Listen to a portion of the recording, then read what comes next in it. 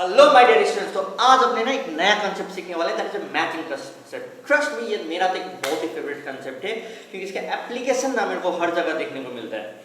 ठीक है, और ये एक ऐसा कंसेप्ट है ना जिसमें जो बड़े बड़े जो आपका जो एंट्रीज, बड़े बड़े जो चीज़ें जो कि मतलब कैलकुलेशंस जो रहते हैं ना, वो इस मैचिंग कंसेप्ट के हिसाब से ही किए जाते हैं। तो ये कंसेप्ट का दिमाग में बिठाना बहुत ही जरूरी है। ठीक है, ताकि आप एक क्लैरिटी वाइज समझ पाए चीज़ों को एक्चुअली हो क्या रहा है। बिना टाइम इसके शुरू करते हैं।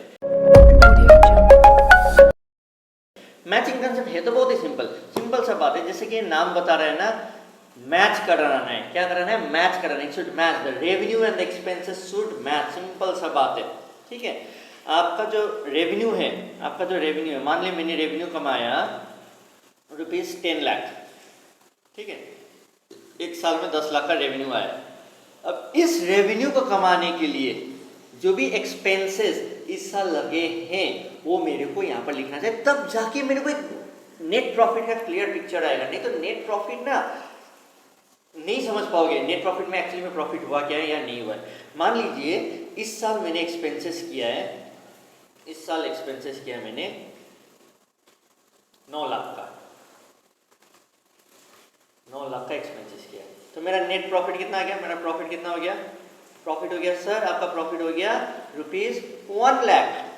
ठीक है, लेकिन अब समझने वाला बात क्या है कि ये जो मैंने एक्सपेंसेस करके रखा हुआ है ना, ये जो मैंने 9 लाख एक्सपेंसेस करके रखा हुआ है ना, this expenses are not all the expenses are pertaining to this revenue. इस रेवेन्यू के लिए नहीं है ये, कुछ एक्सपेंसेस जो है आगे वाले साल के लिए भी है, कुछ एक्सपेंसेस जो है इस रेवेन्यू के लिए नहीं है, कुछ और चीज़ों के लिए था। ठीक है, ये जो कुछ एक्सपेंसेस जो है मे भी कुछ डोनेशंस के लिए था, ये कुछ एक्सपेंसेस जो है मे भी पिछला साल के लिए था, ये कुछ एक्सपेंसेस जो है अगला साल के लिए था। तो ये सारे जो एक्सपेंसेस है ना, जो कि इस रेवेन्यू के लिए नहीं है, इस कमाई के लिए नहीं है, इस पर्टिकुलर कमाई के लिए नहीं है, तो अपने को क्या कर देना चाहिए? इसको हटा देना चाहिए। क्योंकि तब मेरे को इंटरप्रिटेशन क्या दे रहा है? ओ, ये बिजनेस में मान लो कोई कपड़ा का दुकान है, कपड़ा का दुकान में 10 लाख का बेच के 9 लाख का खर्चा करके 1 लाख का प्रॉफिट हो रहा है, मतलब सिर्फ 1 लाख का प्रॉफिट हो रहा है। बट रियलिटी क्या है कि 9 लाख तो इस साल का एक्सपेंस तो है, लेकिन इस रेवेन्यू के लिए वो एक्सपेंस नहीं है, वो पिछला साल पिछला रेवेन्यू के लिए था, अगला साल वो अगले रेवेन्यू के लिए काम आएगा। ठीक है, तो मान लीजिए इस साल का जो रेवेन्यू है, that is sorry not revenue, is the expense for getting above revenue. अब मैच हुआ ना, ऊपर वाले रेवेन्यू के लिए ये वाले एक्सपेंस है। ठीक है, अब मेरा जो प्रॉफिट आएगा यहाँ पर कितना आएगा? 10 लाख में से 6 लाख गया, ₹4 लाख आएगा। तो ये मेरा हुआ नेट प्रॉफिट। मैच कराना पड़ेगा, रेवेन्यू एक्सपेंसेस को मैच कराना, नहीं तो कभी किसी और साल में ज़्यादा प्रॉफिट, किसी और साल में ज़्यादा एक्सपेंसेस लॉस हो जाता है।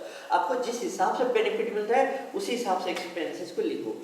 एक और एग्जांपल जो है ना, जो कि आप लोगों ने, तो यदि बीकॉम के बच्चे यदि वीडियो देख रहे हैं तो वो लोगों को मालूम होगा डेप्रिसिएशन का चैप्टर क्या हुआ, या 11 के बच्चे जो बाद में एक चैप्टर करेंगे depreciation. Depreciation is one of the very good example of this particular chapter, depreciation. ठीक है, depreciation is the example of, or is the example of, we can say one of the very good example of this matching concept, matching principle. ठीक है, different assets shows different behavior, different assets shows different behavior, different assets में different तरीका से कमाई होता है। मान लो ये मेरा जो सेलफोन है, सेलफोन पहला साल में 10,000 का सेलफोन है, 10,000 का सेलफोन पहला साल में बहुत ज़्यादा बेनिफिट देता है, सेकेंड ईयर में देता है लेकिन उतना नहीं दे पाता है, थर्ड ईयर में फिर हैंग होने लग जाता है, फिर फोर्थ ईयर में कम कम देता है। मतलब इसका जो बेनिफिट का पैटर्न कैसा है? कम कम कम कम कम होते जाता है। ठीक है, एंड वेरस ये जो फर्नीचर है मेरा, ये फर्नीचर का पैटर्न कैसा होता है? सेम लेवल ऑफ बेनिफिट, मेरे को almost same level of benefit देता है। मतलब 10,000 का है तो 10 साल का लाइफ है तो हजार करके बेनिफिट देता है। तो इसीलिए ना डेप्रिसिएशन में बाद में जाके देखना, तुम्हारे पास 2 मेथड्स आएंगे डेप्रिसिएशन चार्ज करने के लिए। एक होता है SLM मेथड और WDV मेथड। वैसे तो एग्जाम में हम लोग कोई भी मेथड बोलो हम लोग कर लेंगे, लेकिन SLM और WDV क्यों चूज किया जाता है?